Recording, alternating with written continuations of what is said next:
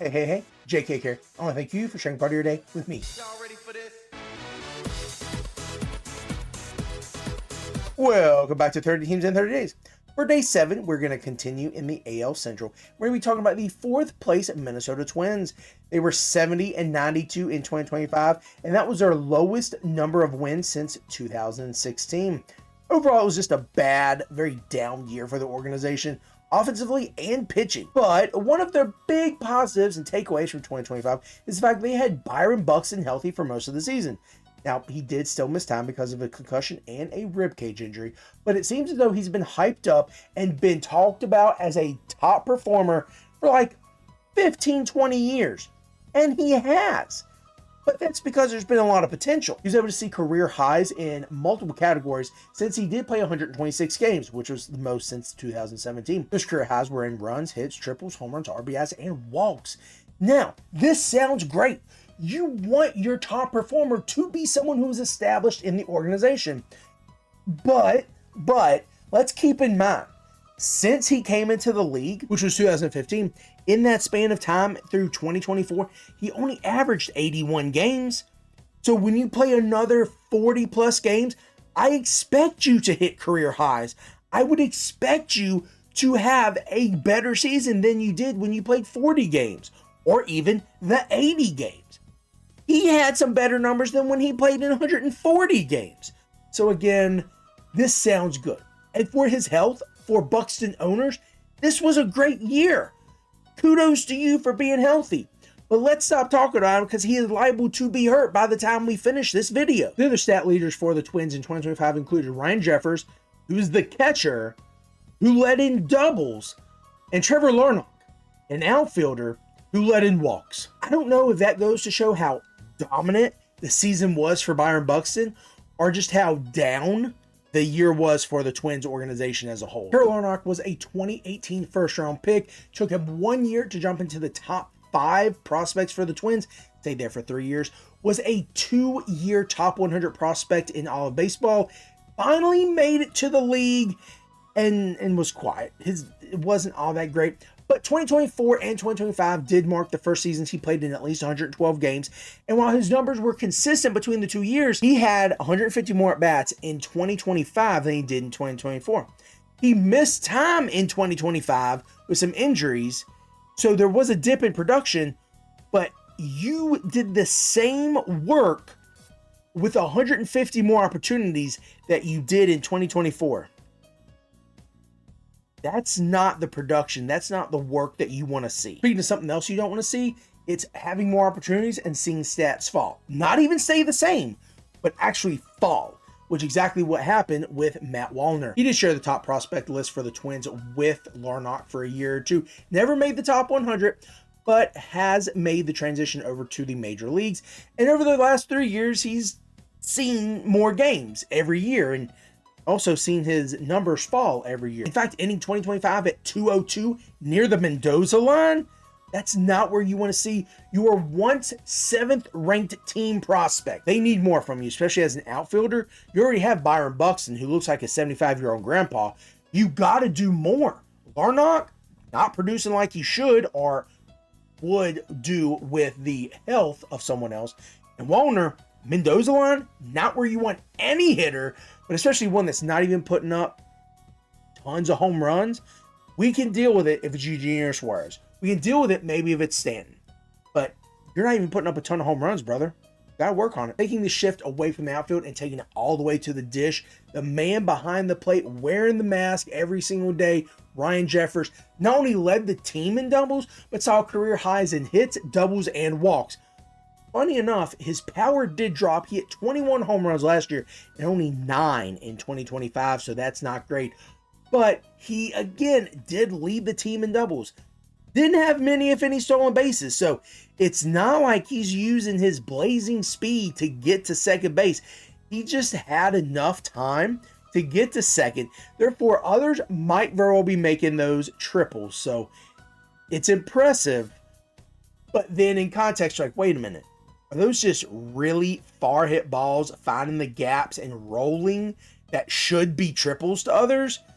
I don't know. Don't want to take anything away from him, but just something to think about. I know I said Jefferson's going to be the man behind the plate playing every day, but this past year, they did bring in Victor Caratini, so he is absolutely capable of stepping in and filling in for Ryan Jeffers if they would move Jeffers to DH or give him a day off or, whatever it may be. So, did want to point that out. We're going to talk about him in the departures and the additions later. Whoever's behind the plate, they're going to see a very young core starting second, short, and third this year for the Twins, and they're going to feel pretty confident, but also hope that they do not see another 23 combined errors between the three positions.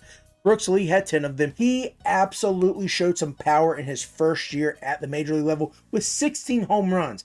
In fact, he more than doubled his numbers from 2024 as he tripled his games, or almost tripled, from 50 to 139.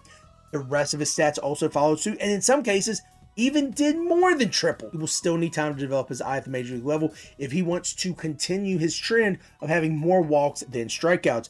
In his time at Cal Poly, he did graduate with that statistic, more walks than strikeouts. At this point in time, through 190 games at the major league level, he has 119 strikeouts, which is not bad. Through 190 games, literally less than one a game. Bad. But on the reverse of that, he's only accumulated 42 walks. So seeing as though he has a history of patience at the plate, I do feel like he's going to improve. The jitters, the pressure that the Twins organization probably put on him, bringing him up, having him start multiple positions, something he was more comfortable with, but very fluid and dynamic at all three.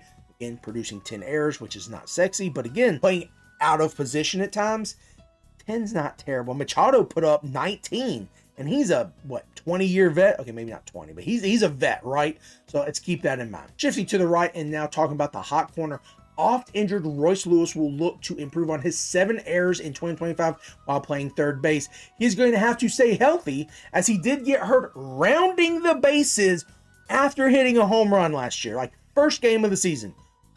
Kidding me, brother? In any case, it seems as though the longer Royce Lewis plays, the more disappointed we are. Yes, because of injuries. Yes, because of a terrible, terrible strikeout rate, but also because of the promise he showed in 2023. He came into the league and took it by storm. Multiple grand slams, only 13 home runs in a very 50 games or something like that, but multiple grand slams, he was doing the most. And then it's almost like he vanished. His legs literally went out from under him. But that's the hope we're holding on for. I actually drafted him first round a few years ago. Before you say anything, this is a keeper league, and you keep the person in the round you draft him in. Or if they were not drafted and you want to keep them, what their offensive rank was. For example, this year, I will get to keep Matt Olson in round 5 because he was a 5th round pick last year. So in this particular instance, a few years ago, I already had first and second and short set up, so I wanted to go ahead and solidify my infield. Royce Lewis was available, obviously, first round, and I wanted him because of his spectacular promise. Well, worked out for about 8 games, and I kind of gave up. I digress. Let's get back to the Twins in the 2025 season. Now we're going to make the trek back over to the Keystone and talk about Luke Keeschel. This guy only played in 49 games last year, but he showed that he deserves to be here. Absolutely playing out of his mind. Now, not the monster 58 games. I know I said 50, around 50 for Royce Lewis. Not the monster 58 games that Lewis had, but Keeschel did hit over 300. Ding, that's good. He did have 29 strikeouts while having 19 walks. That's another green flag, ding there. He had 55 hits, so more than a hit a game, and drove in 28 runs, ding, ding, and he stole 14 bases. This guy is someone you need to look for. This may not be the sexiest lineup, but if this guy is going to produce like that, the people around him, including Buxton, including Lewis, including Brooks Lee, including whoever else is going to be in that offense, they're only going to get better. And I say that because when Keeschel hits a home run, that counts as a run, another run for him, and an RBI. So everyone is going to be able to succeed or to see the benefit, right? So Luke Keeschel, second base, has ability to play other positions as well, but second base is his rightful spot, and that's where he's going to be playing this year for the Twins. After finishing out with that trio, I really do feel good about the Minnesota Twins infield promise these upcoming years. If only injuries would keep themselves out of the way.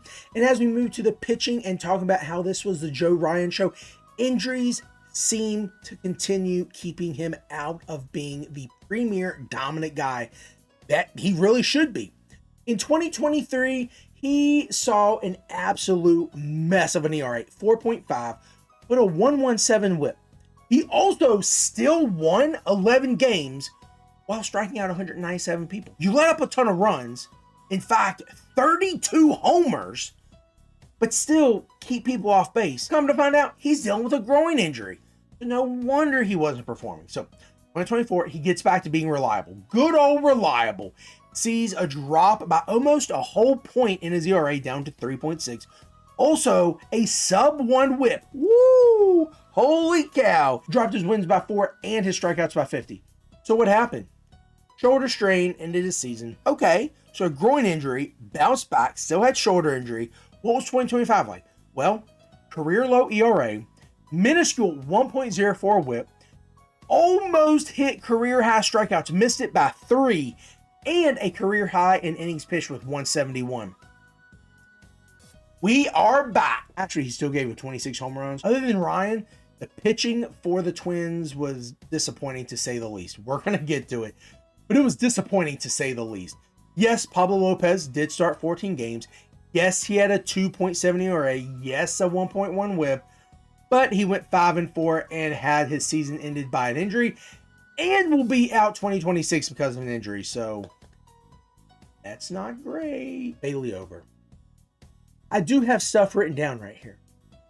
There's going to be some statistics, but I hope you feel the disdain, the frustration, the sadness in my voice. He's a fraudster. He's a trickster.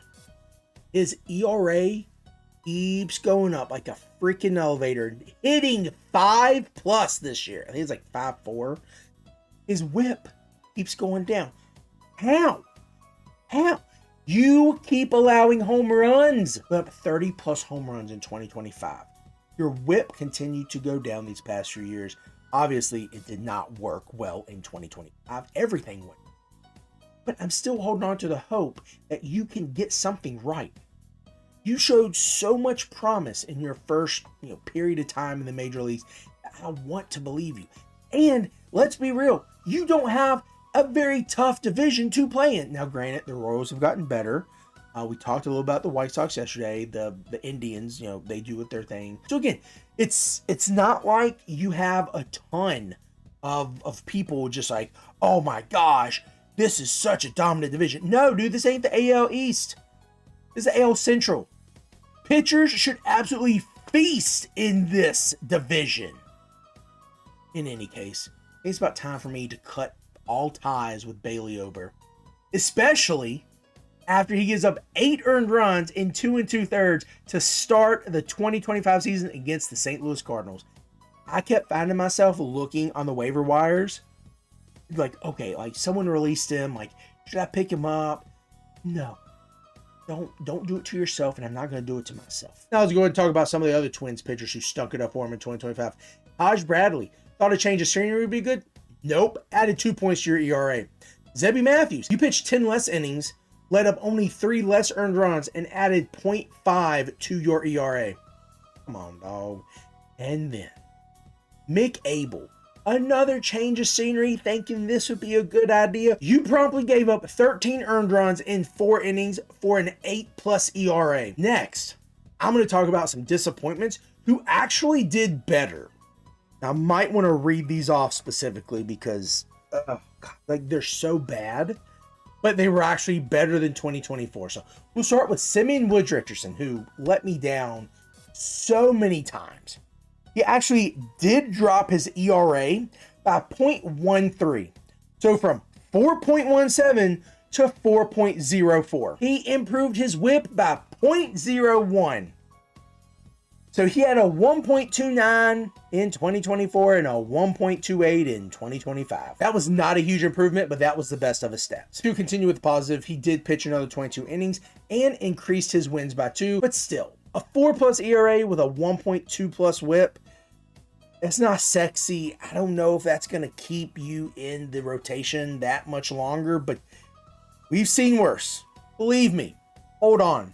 We're going to talk about Chris Paddock. He dropped his ERA by 0.04. So he is now at 4.95. Coincidentally, he also had a 1.28 whip in 2025 after dropping it by 0.11. 11 hundredths of a point. Okay, good for you. You also did increase your innings pitched to 111. The same number as Simeon Richardson. Wow, this is odd. But you got traded.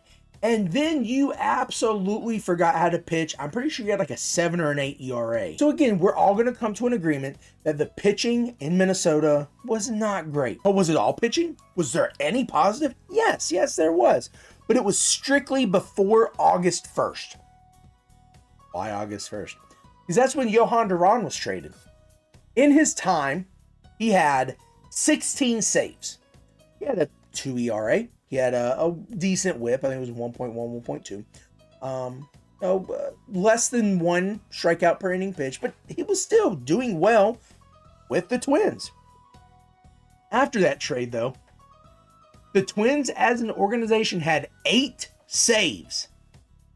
They had 5 blown saves. There is one person in that bullpen that I like this upcoming year. I'm not going to do a whole lot with the Twins, okay?